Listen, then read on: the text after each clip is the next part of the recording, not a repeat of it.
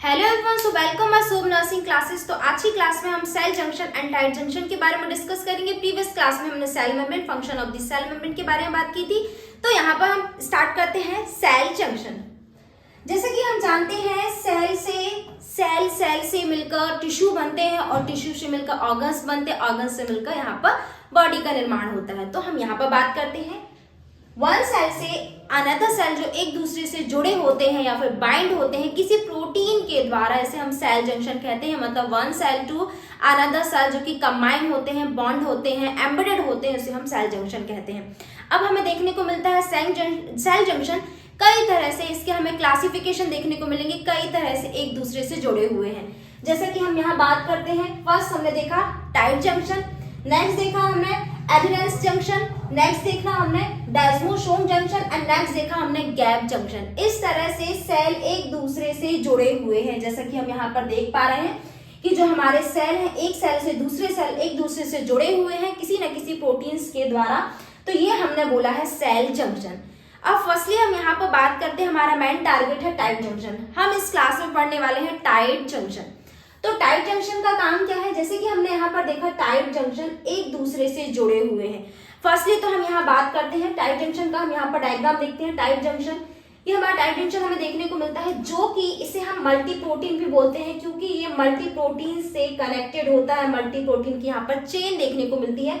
इस प्रोटीन का नाम हमें देखने को मिलता है ऑक्लियोडेंस प्रोटीन। इस प्रोटीन से ये जो हमारी टाइट जंक्शन है, या फिर हम बोल सकते हैं कि जो हमारे प्रोटीन से इस तरह से मल्टी प्रोटीन यहाँ पर चेन बना के रखा, इस तरह से एक सेल से दूसरे सेल में लीकेज, मतलब लीकेज को प्रिवेंट करने का काम करते हैं कि जो भी हमारे सब्सटेंस हैं, जो भी मॉलिक्यूल्स हैं, लीकेज ना हो पाए। कोई भी सब्सटेंस एक सेल से दूसरे सेल में इजिली लीकेज ना हो पाए। तो ये हमारा हमें देखने को मिलता है टाइट जंक्शन में। अब इसके अलावा हम देखते हैं कि लीकेज को प्रिवेंट करने के लिए हमें टाइट जंक्शन देखने को मिलता है। तो अदर जो हमारे सेल जंक्शन के पार्ट हैं वो क्या काम करते हैं? तो फर्स्ट हम यहाँ पर नेक्स्ट देखते हैं एडहेरेंस जंक्शन। तो एडहेरेंस जंक्शन का मेन काम होगा, जो हमारे एक्टिन बंडल होंगे, तो एक्टिन बंडल को एक सेल से दूसरे सेल से जोड़ने का काम करेगा। ये हमारा हो जाता है एडहेरेंस जंक्शन। नेक्स्ट हम बात करते हैं यहाँ पर डेस्मोसोम्स की। तो डेस्मोसोम जो हमारे इंटरमीडिएट फिलामेंट होते हैं, या फिर हम बोल सकते हैं जो मध्य में जो हमारे फिलामेंट्स जो देखने को मिलते हैं, एक सेल से दूसरे सेल में यहाँ पर जोड़ने का काम करता है। नेक्स्ट इंपॉर्टेंट हम यहाँ देखते हैं गैप जंक्शन।